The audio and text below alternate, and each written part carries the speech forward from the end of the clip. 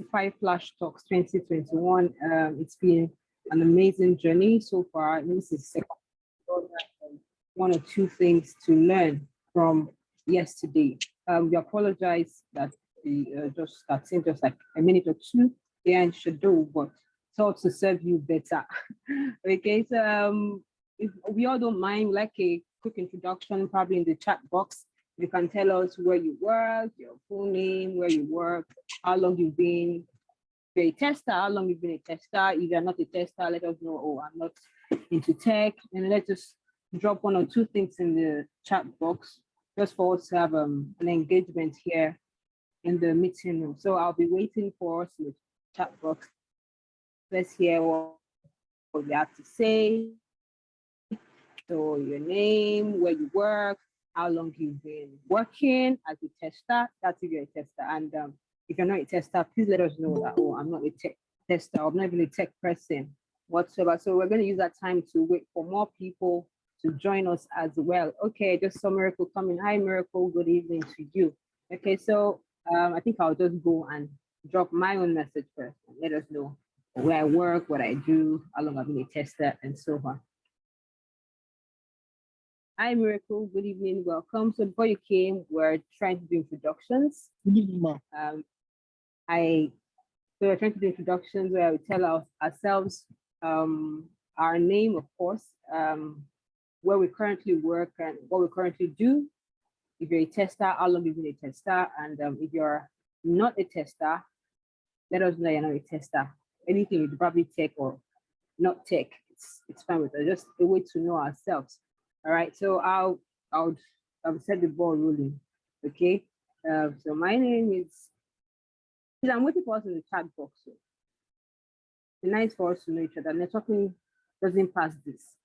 I'm sure you are aware. So you don't have to go to all the big meetings in a hotel or rental for you to network. From little things like this that you can meet people that would that can change your life actually. So yes. Okay, that's my name. I currently work at Angala FinTech as a software tester. Okay, and I've been doing this for less than a year. Okay, so I hope you can all see my introduction in the chat box. So I'm waiting for others. Mutumayo, can you please drop your intro in the chat box as well? Shaliwa, Miracle, Akitade, Maureen, while we wait for more people to join us.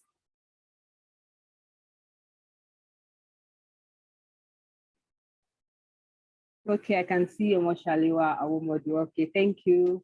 So let's hear where you work, what you do, how long you've been doing it. It'd be nice to have other people also joining in the chat room with their details as well. Amazing. Okay. Olubusola Google, this is Adewusi Olubusola, Soft Alliance and Resources Limited. Thank you very much for that introduction. All right. Oh, Pasha Kim Utraya says she's admin at Testify Limited. Thank you very much. Maureen Baker says, I hope I got that pronunciation correctly, Maureen. Software QA and support engineer at Carbon. Amazing. Very cool. Suji, software tester in Vue, less than a year. Awesome stuff. Awesome stuff. Okay. There are great things ahead of you. All right. Hi, Stanley. Stanley just joined us. Hello, Stanley. Good evening. Before you join, we're doing introductions in the chat box. So you can just tell us your name, where you work, what you do. If you're a tech person, a tester, let us know how long you've been a tester for. And if you're not, you can also tell us what you currently do that is not tech. Okay, so managing consultant of the Bees Advocate. Amazing, amazing. Okay, fantastic. All right, so to make this very interesting for us, I mean, don't want it to be boring and all, so we're going to be playing music. Okay, just to keep us in the mood, let us get groovy before the main meeting starts. When you start getting the knowledge all over. All right, so please give me a minute so that I could put on music for us. Thank you very much.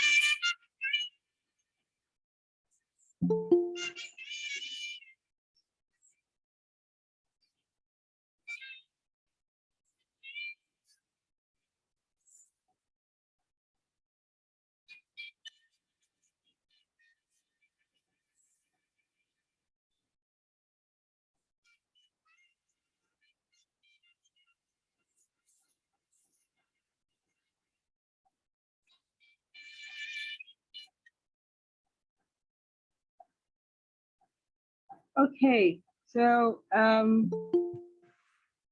right, that was just a short music for us to just enjoy ourselves and prepare our minds for today's session. Okay, Stanley says, oh, okay, Durume to Chima Stanley, the software QA at CWG PLC, and it's been there for less than a year. Okay, Akintade Bukunoluwa is a QAM at Tomato Just Lemon Software Testing less than 2 months ago. Fantastic, awesome stuff. All right, thank you very much, everybody, for being here. My name is Eniola Ajala. I will be your host for tonight. This program is just going to be for an hour. We would try our best not to exceed this time, and I will believe you all have other things to do. So we thank you for being here, for creating time out of your busy schedule to be a part of this event. Thank you so much. For those that joined yesterday, thank you. For those that are just joining today, we also say thank you. And for today, our speaker, she's actually in the house already. I mean, talk about being on time. Okay, her name is Olubusola Adewusi. Okay, allow me to show you a beautiful face. Okay, Olubusola Adewi. Okay, so I want to, my apologies actually. Our speaker for today is Omoshaliwa Awomodu. Apologies, please. Omoshaliwa Awomodu is a business lawyer, an author, and a consultant. With 6 years of experience as a legal practitioner, she is passionate about helping business owners, service providers, and creatives protect their brand and business through contracts and trademark. I'm sure you're aware of intellectual property and so on. Okay, so she's in the business of protecting those things, all right? She's also the founder of the Biz Advocate, a legal outfit dedicated to helping business owners, service providers, and creatives protect their assets, perfect their contracts, and build businesses that stand the test of time. She's well versed in the areas of regulatory, compliance, intellectual property, contract drafting, and review, as well as business incorporation. All right, so that is our presenter for today. Please, can we welcome her with a round of applause? You can just drop your claps in the chat box. Just drop your claps in the chat box, okay? Thank you very much, Ma. You are welcome. Yes. My apologies for the mistake earlier. I'm so sorry. No problem, no problem. All right. Okay, so this is our speaker for today. She's ready for us. She has great stuff to teach us where tech is concerned. All right, I'm very legal legal related things, particularly the area of tech is concerned, intellectual properties and the likes, like I said earlier. All right, Ma, I believe you have just one or two things to say while we set up your presentation. I'll be sharing your slides shortly. So you can just, give us like a welcome, speech or opening speech while we set up your presentation slides now. Thank you. Good evening, everyone. I believe you can all hear me. Please, if you can hear me, just tell me yes in the comment section. Yes. Thank you, Christina, for this introductory applause. I want to appreciate the organizers of Testify Limited, especially Ronke and the administrative team for putting out this beautiful initiative. It's so important. So this evening we'll be looking at the topic, protect your idea, essential legal documents for tech startups. The truth is that ideas fly in the air, people catch it, and the first person to catch it is the real champion. Because you might see sometimes people say, I have this idea, and the next day you just see someone else has executed it. So it's so important to protect your ideas. Especially you see ladies keep their jewelries or gold accessories in a place or in a treasured place. So it is with your ideas to become relevant in the tech startup or as professionals in the tech startup. You need to protect your ideas. I don't know if the slides are ready now so that you can share them. So it's so important that you protect your tech startup. Have you ever seen a house, a very beautiful house without a security guard? This, can someone answer me? Have you ever seen a beautiful house without a security guard? Hello, am I speaking to myself? I haven't seen one. I've not seen one. Yes, that's it. So it's important that you protect your ideas, because as tech startups, there's always you people come up with innovations every day, even not necessarily even tech startups, business owners, creatives, and service providers. You people, there's always this new initiative, a new idea. So it's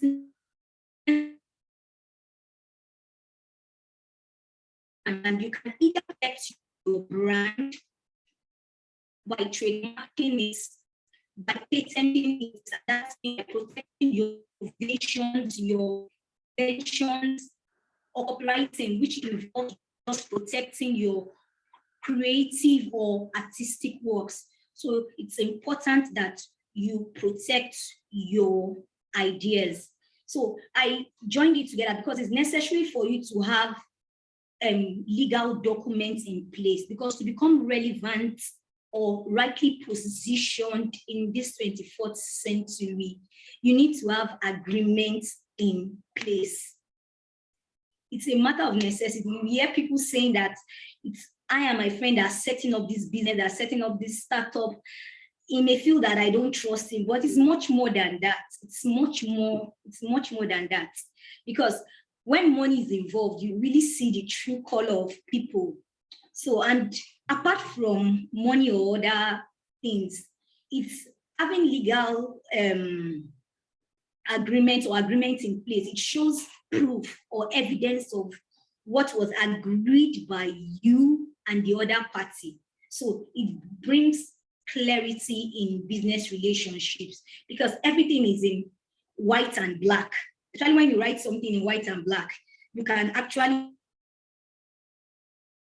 see that it's clear. So it's clear for me, it's clear for you. So we can actually see that there will be no dispute at the end of the day. You can't wake up one day and tell me that, no, this was not agreed to. Or maybe you're an employee and you don't have an employer's contract. What are the things you need to look at, or the documents you need to have in place, so that you don't shoot yourself in the leg? So this and more, these are the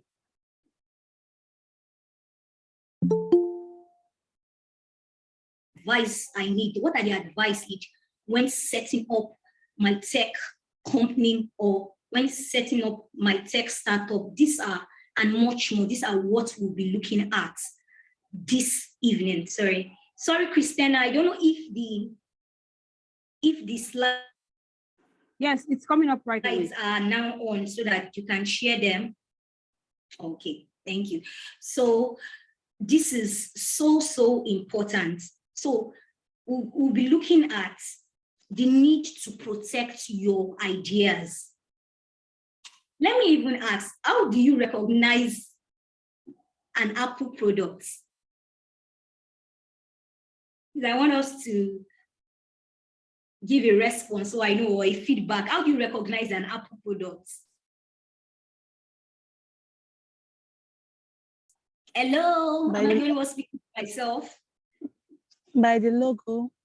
Yes, by the logo. Thank you so much, Maureen. By the logo. Even a Nike product, by the logo. Or even Coca-Cola, by the logo. So imagine that all these companies have listed, did not trademark their business. You will see that there will be a lot of harm that will be unleashed on their companies by other competitors. So this is where protecting your idea comes from. It even starts from registering your business.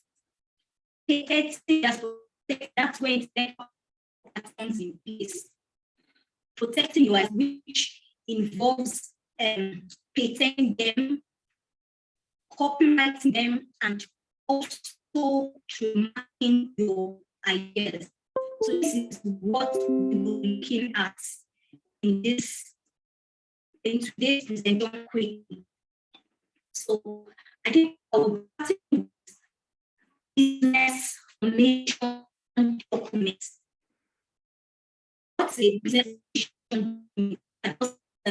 These are simply documents you need when registering your startup. That's either as a business name, as a company, or a limited partnership. But however, for tech startups, I recommend you registering your business as a company. This is because it's registration as a company, it evokes trust. People want to partner with you. People want to deal with a reputable organization, especially when you have an online business. You want to conduct business with people. People want to be sure that you are not a scam or you are not fraudulent. So people want to trade with organizations. Sorry, let me adjust the lighting of my. Sorry, just a minute, please.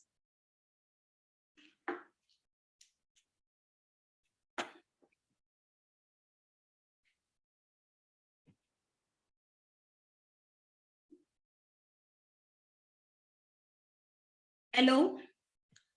So please, you people would bear with me.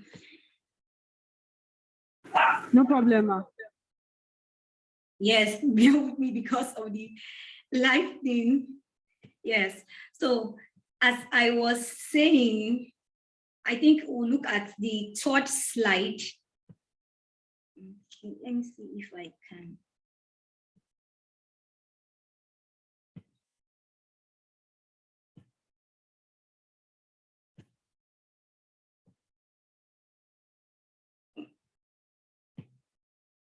Okay, let me continue. Even though the slide is not on, let me continue with my presentation. As I said, business formation documents. These are the documents that, yes, why should you protect your idea? I said, if your business will stand the test of time, it first has to be secure, because you need to be sure that no one is stealing your ideas. It's so important. So I said, protecting your business is as important as building it, and it goes beyond even registering your business. It's so much. I said registration evokes trust. People want to partner with people that they are sure of, with people with businesses that they consider legitimate. And what are those documents? Those documents involve certificate of incorporation. This is what people popularly call CAC certificates. Then we have memorandum of association, simply saying that this is just a legal statement signed by the directors and shareholders of the company agreeing to form a company. Then we have the articles of association. Articles of association is rules and regulations of your company, stating how it will be governed. So that is what are business, and those are business formation documents briefly. Then also, when you register your business, it helps you to have proper accountability, especially when you have investors that want to invest in your business. You have to be accountable. It helps you to maintain your numbers. If investors want to invest in your business, they want to see your numbers. They want to see your numbers, and they want to check actually, from a glance, let's see,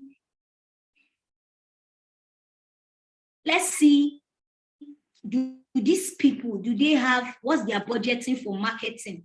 Let's see their revenue. Let's see what they have in ground, the profits they've made all over the years. So this is what accountability does for you. And this can be done by having a business account, especially when you put a fund in a corporate business account. It shows that you are serious to do business with her.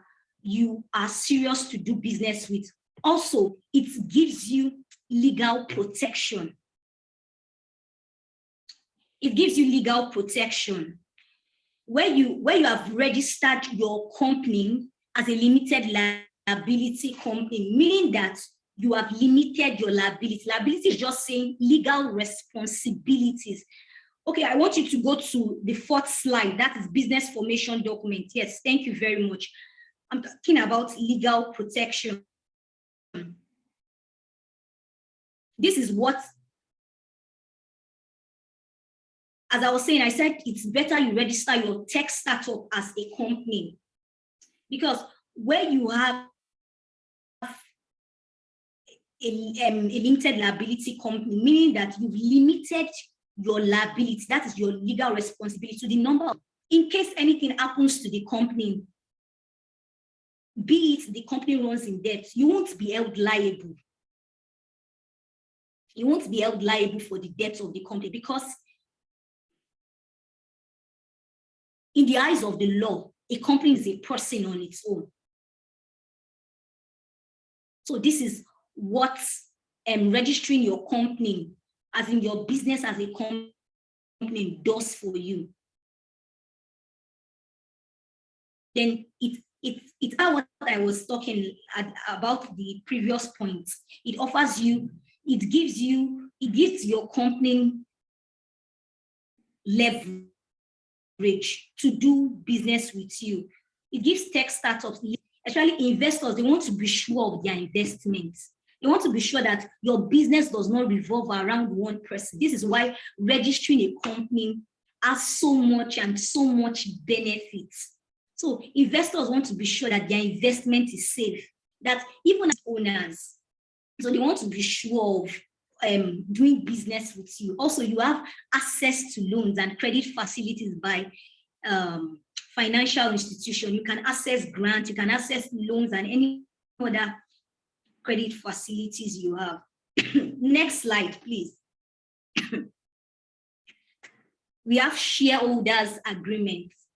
Shareholders agreement, this is just, sorry, please. This is just simply an agreement between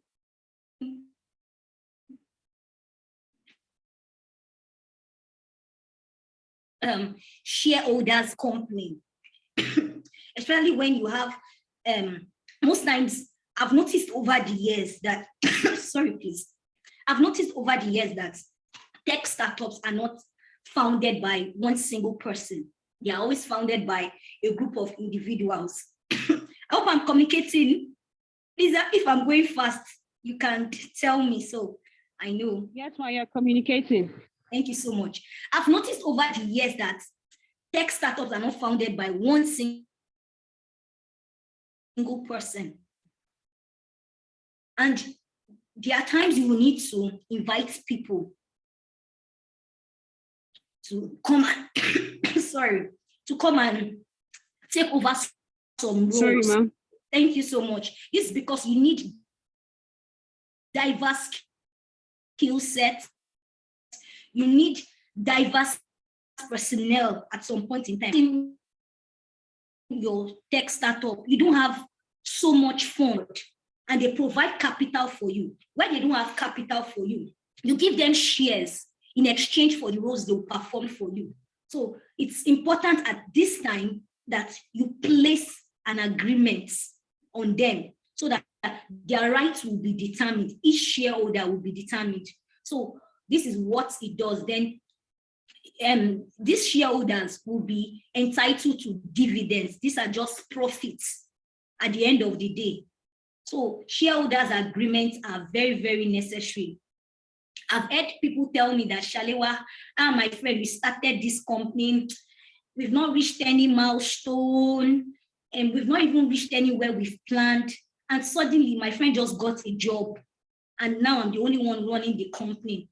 The truth there is that your partner is still a shareholder in the company because selling shares or having shares in a company is just similar to selling a tangible property. So you cannot withhold back the shares you've given to that person.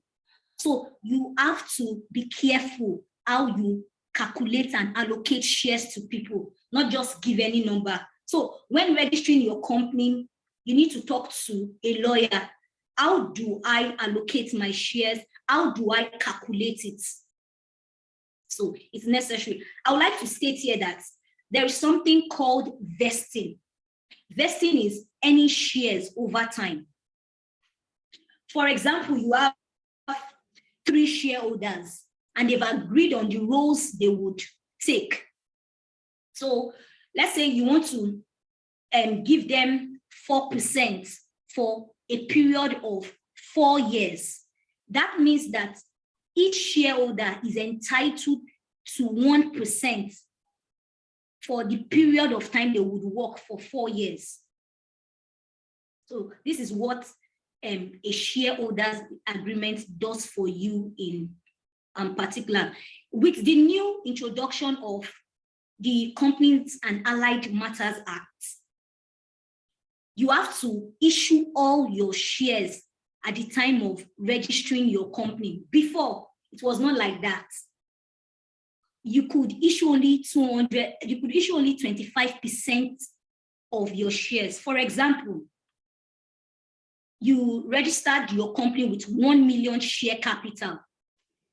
That means you will issue 25%. 25% is 250,000. That means you would allocate 250,000 between shareholders. That was before. Then you could now have a reserve of 750,000 to yourself, depending on whatever you want to do with it. But now you have to issue all the 1 million share capital at the time of incorporation. So what a shareholders agreement does for you is that it secures the, should I say, the commitments, the loyalty and the alliance of those that have agreed to own the company with you. So that's what shareholders. So you have to be very careful when allocating shares to people, because the truth is that they have a right, even though it's 1% or 2%, they have a right to the company just as you. So let's move on to the next slide. Employment contracts. Either like 90% of us may be working, or maybe some of us are founders of startups or anything, and you at a point in time, you'll be hiring employees. So it is necessary you have an employment contract. This is just an agreement stating the right or the working relationship between an employer and an employee. So what are my rights? You need to know that as an employee. What are the benefits? What are the benefits I would be entitled to? This is what an agreement does for you. However, there are some elements of an employment contract that it has to include some particular element. And one is, it must state the salary. An employment contract must itemize the salary, the wages, and the commitment to be paid to your employee. It must be in fine print. It must be in black and white. Everybody must see that this is what this person is entitled to. Everyone must actually see that this is what this person is entitled to. Then also, it must have the duration of the employment. What's the length of time this employee, or what's the length of time as an employee I would be entitled to work for this company? It must be itemized, either 4 years, either it's an ongoing period, either it is for 4 years, renewable for another 4 years. It must be stated clearly. Then also, it's the compensation you are entitled to and the benefits you are entitled to must be stated. So at the end of the day, you do not feel cheated, because sometimes you have employers that do not even offer employees employment letter. You see, sometimes people will say, I wasn't given an employment letter, which is wrong. You need to have an employment contract stating your rights and benefits. Also, stating your restrictions. This is where you have, for some companies, they have something we call staff handbook. In the staff handbook, you would see that the vision, the mission statement is clearly outlined.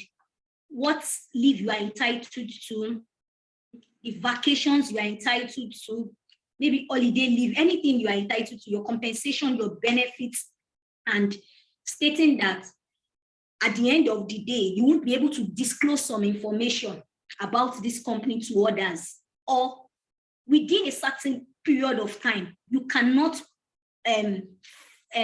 establish a business similar to us. This is why in some employment contracts, you find a confidentiality agreement stating that you cannot do this kind of business for a particular time or within that vicinity for a particular time. So this is some of the restrictions an employment contract will have. That is, I stated protect sensitive information. So this is one of the things an employment contract would outline for you. So if you are hiring employees, it is so important that you have an employment contract for them. As an employee, you must make sure that you are being given an employment contract. Then also state that if you want to resign from the company, what do I need to do? Do I need to give a 1 month notice before leaving the company? So this element should be stated as a matter of fact. So next we have the non-disclosure agreement. I think I remember as a young girl then, when I was still small, I had this friend I called Bingpe. I would run over to her, I'll tell her that, Bingpe, this is what, I'll just tell her the gist of the day. I'll say, Bingpe, please, this stuff I told you, I don't want to hear it from another party. I don't want to hear it from another party. Please, keep this secret. But you know, at the end of the day, this secret I thought that was well kept is all over the place. So similarly, this is what a non-disclosure agreement does for you. It's saying that this agreement, it must be kept from the public. It must be confidential between the parties involved. You must not leak out this information to others. So this is what a non-disclosure agreement does for you. It protects confidential information maybe such as trade secrets, like codes for another, especially when you are working for someone and you design the logo for somebody, or you design some certain products that are unique for a company. There might be a non-disclosure agreement stating that you must not divulge this particular secret or this particular trade secret to another, and it must be for a certain period. Also, apart from that, as tech startups, you would have ideas. So sometimes you need to, especially when you're working for companies, you must be careful when divulging secrets, especially when it's not implemented. You must be careful. Or when you have done a particular work for someone, you must state the extent at which the person can have rights to that product you've established. And also it preserves business relationships so that at the end of the day, there is no misunderstanding at the end of the day. Both parties are aware of their rights. So you don't get angry at the end of the day that this person stole my idea and you become bitter at the end of the day. Then it clearly states the duties of the parties. I know what my duties are. I know what my obligations are. So everybody has a certain percentage, maybe in the stake of this company, in the shares of this company. I know what my business. So you can't divulge this trade secret to another. So this is what a non-disclosure agreement does for you in a nutshell.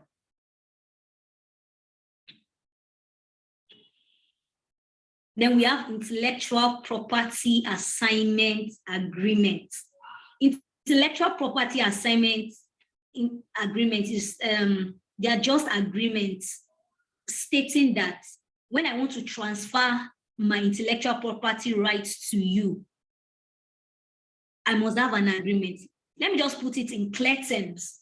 Intellectual property are creations of mind. Maybe you have logos, marks, you have symbols that are unique to you. You want to protect them. So this is what intellectual property involves. That's creations of the mind. What those things that are unique to you that you need to protect.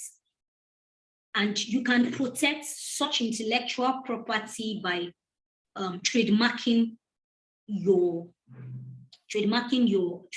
ideas, because it gives you exclusive leverage over your competitors. No one can use your name, no one can use your logo for any other thing. So this is what trademarking involves then, or whether you want to copyright your ideas. This involves you protecting your creative work or artistic works. This is what copyright registration does for you in a nutshell. Then we have patents. Patents, that's protecting your innovations, your inventions that are unique to you. That's why I said it gives you a competitive edge over other businesses.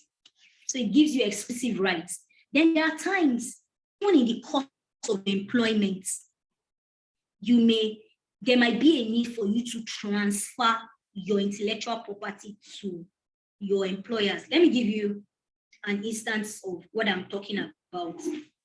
For example, in the course of your employment, let's say you designed an app for someone, or you write out codes for an app. You would have to transfer that intellectual property to your employer because it was in the course of your employment. So at times it may be in exchange for a fee, sometimes it may not be. So it depends on the type of working relationship you have with the person. So this is what, like I said, it prohibits competitors from profiting from you. It gives you an edge over others. So an intellectual property assignment agreement first must have an assignment clause. You stating that you are assigning this creation, this symbol, this product design to the third party. And the parties involved must sign the agreement. So it is necessary that you put it in fine print so that others can see that, yes, you are transferring your intellectual property. So this is what an intellectual property assignment agreement does for you. So you must state it, and you must also state the timing of the agreement. Like, for what length of time will I transfer this creation, this unique creation, to the other person? It must be stated. So we're looking at I think we are, okay, I think that's, we are done for today. So I would love your questions, maybe feedbacks, your contributions. Have I made any sense today? So I just want feedbacks from maybe others. And if you have any question you need me to throw more light on, you can let me know. So I want to appreciate you. Thank you. So this is the end of my presentation. Thank you very much, Ma. Wow. I mean, all this stuff I just learned about legal agreements. One would think working for anyone, either having your own company or even working for a tech company, you just have to resume to work, right? I didn't know that all this were very necessary. Okay, please, if you have any question, let's drop it in the chat box. We're trying to avoid all of us unmuting ourselves at the same time. Remember that this session is recorded, and so it's very important that we do it in an orderly fashion. So if you have any questions, please drop them in the chat box. Okay, so I have a couple of questions here for you, Ma. All right, okay. So some people say that, I mean, getting a lawyer can be quite expensive. I don't know. I really don't know the cost implications. So can you tell us, I mean, is it something that you need to break an arm and a leg for before you get a lawyer, you know, or is it something that can be, that's very easy, I don't want to say cheap, but affordable, you know? Okay. Thank you for that question. The truth there is that there is no like a stated amount for a particular, maybe for a particular business transaction that a lawyer would charge for you. It actually depends. It actually depends. But hiring a lawyer is not expensive, especially if you consider the advantages of having a lawyer for your business.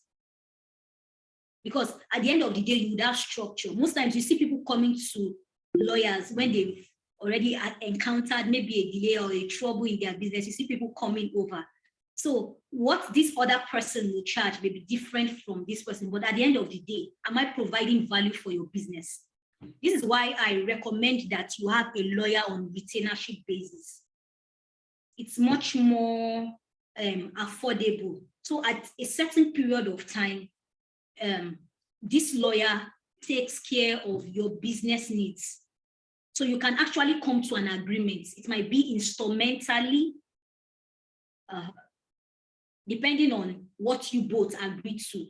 So it's not expensive. Hiring a lawyer is the best decision a business owner or a creative can make. All right, thank you very much. So you're saying it's best that you get a lawyer on board right at the beginning of your tech business. Okay, it's instead of you getting into trouble and then getting a lawyer, why not just get a lawyer at the very beginning to prevent yourself from getting into trouble? And according to her, it's not that expensive. Now, of course, I guess each law firm has their own price tags, right? But it's on the long run, you realize that it is cheaper to get a lawyer now than to get later. I believe that is what she just told us. All right, thank you very much. Okay, there's a recent event that happened on Twitter. I think a certain company went to pitch to investors, right? I don't know how many people are aware of that incident. They went to pitch, all right, their idea to investors. Actually, I think it was already running. The company was already running, but they needed money to come in, so they went to pitch, and then they didn't hear back from the investors. So I think like a month after this, one of the investors, I mean, it's one side of the story that I still know for now. One of the investors supposedly started a similar business to what these guys came to present. Something that was not in existence before. It was obviously after these guys presented. that this new business started, and it was one of the investors they pitched to. Now, I mean, it has caused a lot of records on social media and all that. In that situation, what would you do when you pitch to investors and then the investors don't end up funding your idea, but then they take your idea and go create something for themselves? How do you protect yourself against that kind of situation, number one? Then when you find yourself in that situation, how do you get yourself out? Like, what do you do to ensure that you enforce that this is my idea, it's not this person's, you know? What do you do in that situation? Thank you, Christina, for that question. First of all, you must be careful when pitching ideas to investors about your ideas. You must be careful not to disclose some certain vital information about your trade secrets. And that's why I stated that you must have a non-disclosure agreement in place. And if at the end of the day, there was no confidentiality agreement before the information was leaked out or disclosed, I don't think you can be protected. But if there is an agreement in place, you can now sue those investors. You can sue them at the end of the day for disclosing such information, because there was a contract in place to protect you. So it is necessary that you have an agreement in place. And at the time of, maybe at the early stage of pitching your ideas, be careful you don't disclose some vital information about your ideas. So important. Okay, so if I get you clearly, Ma, so you're saying that it's best that when you are going to pitch, you should have a non-disclosure agreement that whoever you're pitching to can sign. I mean, I don't know how investors are open to signing the NDA. I'm not sure if it's something that's been obtained in the industry. I don't know if people have been doing it before, but for you to have said this, I'm pretty sure it's an idea that would most likely fly. I mean, you're trying to protect yourself. And we all know what how ideas are making billions of dollars. Yes, that's what I'm saying. Yeah. So it's very important that no matter how small that idea is, you know, you ensure that everything that is attached to it is protected by you. Okay, fantastic. All right. I mean, so you know, I can maybe for whatever reason I don't have the money for a lawyer. Let's just say that maybe I don't have the funds. Like even if it's 10,000, I probably don't have it. I probably don't have it, right? And then I now decide that I want to go online and download documents, okay, on Google and edit it. I mean, that's fine, right? I can do that. Just download NDA, non-disclosure agreement on Google, right? That's fine, right? Okay, can I talk? Yes, Yes, ma'am. Okay, the truth there with downloading templates, free templates, I would advise you don't do that, because one, it may not be designed for the type of business transaction you want to invest in. Number two, right, the jurisdiction at the point, at the time or the place the drafter was drafting the document may be different from you. Maybe a drafter was based in UK and you're in Nigeria. The circumstances are different. The legislations are different for you. So it's better you get a lawyer drafted template. This is why at the Biz Advocate, I run a contract template shop. The affordable templates, especially we have some of the contracts I outlisted today. So they're affordable. You can get them and pay for them. You know that these contracts, you can modify them to suit your business needs. So I would advise against downloading free templates, because at the end of the day, you don't want to shoot yourself or fall into legal problems. Okay, so before I go and write USA laws in the Nigerian document, okay, all right, fantastic. So you have to be safe. You have to ensure that you do the right thing. Okay, awesome. Okay, so last question before round up for tonight. You mentioned the fact that there was one of your friends or someone that ran to you about a shareholder leaving the business, you know, and I think one of the things you said was that you can give people shares for the role they play in your. So if you need an IT person, a software developer, so you can give someone shares and say, okay, I'll give you these shares to be an IT person for my company, right? So in the event that this person leaves, I mean, what do you do? In that case of your friend or the clients that came to you, how did you resolve the issue? The person has gone, they can't help, but they have your shares. What do you do in that situation? This is what at that time when she came to me, there was no agreement in place. There was no agreement in place. So both parties just agreed. So immediately he got the job. He was just like cadassical about the business of the company. He doesn't want to, but he wants to. But the business at some particular time was making profits, and he wants to be entitled to the dividends, the profits, everything. And in a way, he was feeling bad that I'm the only one doing everything. Yeah, so and someone else is getting benefit. So this is why important. And what happened was that he gave him a larger part of the shares. He gave him 80%, and he took 20%. The reason was that because he didn't have money. Okay. He didn't have money. He came with the knowledge, the technical know-how. So he was just saying that, let me just give this guy something, not knowing that at the end of the day, this is why I said earlier that money can change people. And you can't disclose what will happen in future. So it's better you protect yourself from now. That's just the truth. Money changes people. Wow. Money changes people.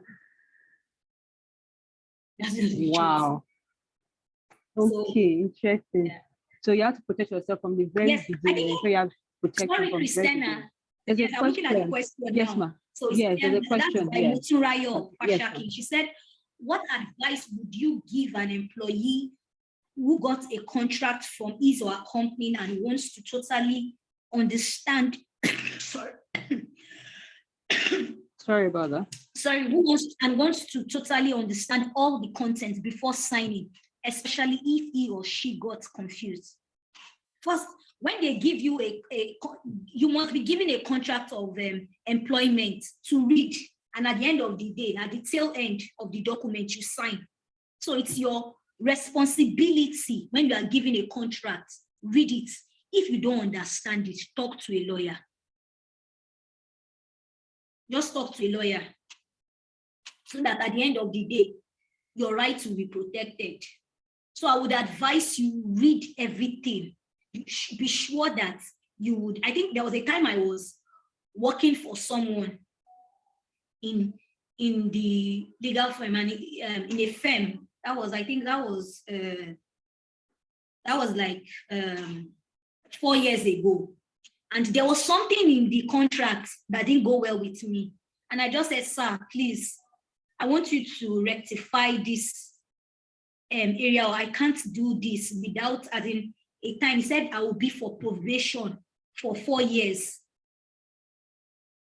As in, I didn't understand the probation for 4 years. I didn't know if he made a mistake or something like that. And I said, yes. I didn't know if he made a mistake. I said, this did not go well with me. So I said, sir, let us clear this thing. So he had to like redraft something else again. Then we had to come to a compromise. So I would advise you, Muturayo, please read the contract. If you don't understand the terms of the contract, please talk to a lawyer to do it for you, to read the contract and explain to you your rights. Because the truth is, we are in the 21st century. Everybody is entitled to know your rights, your rights and your privileges as an employee. It's not only just, yes, it's in legal language. Where you don't understand, talk to a lawyer to protect your rights. As an employee, you have your rights. And as an employer, you also have your rights too. So nobody should be cheated at the end of the day. Nobody. All right, Ma, thank you very much. So if you as an employee, you are probably under duress and I tell you, oh, just sign it right now, tell them, please, can you give me some little time? Can you give me some little time to go through these documents? Please don't sign anything under duress, okay? So you're not going to sign away your life, all right? Okay, thank you very much. Thank you so much, Ma, for a wonderful presentation on the legal aspect of protecting your business, right? I believe every one of us here, we've learned one or two things that would help us either as employees or as employers. So once again, we want to say a big thank you to Madam Omoshalewa Omoju, thank you so much for coming. We appreciate you. Thank you so much, ma. On behalf of the convener, Princess Ironke Yekini, I want to say a big thank you to everyone that's participated in tonight's session. She was unavoidably absent. That's why we don't have her here today. But I'm sure that subsequent sessions she will try her best to join us. So to everybody that joined today, thank you so much. I hope you got one or two things like I did. I mean, my note is full. I actually was just jotting stuff down on my phone. So I hope you did like I did. Thank you so much. And we do hope you join us tomorrow by 7 p.m. All right. We apologize for the glitch that we had at the beginning of the session. We are deeply sorry. We can assure you that tomorrow's session would go it will be more smooth than what we had today. So thank you so much, everybody. And like we said, it's 1 hour, 7 to 8. This is 7:58. So we'd like to say thank you and have a wonderful night rest. Once again, thank you, our presenter. We appreciate you so much. So have a wonderful night rest, everybody. My name remains Eniola Ajala. Good night. Good night.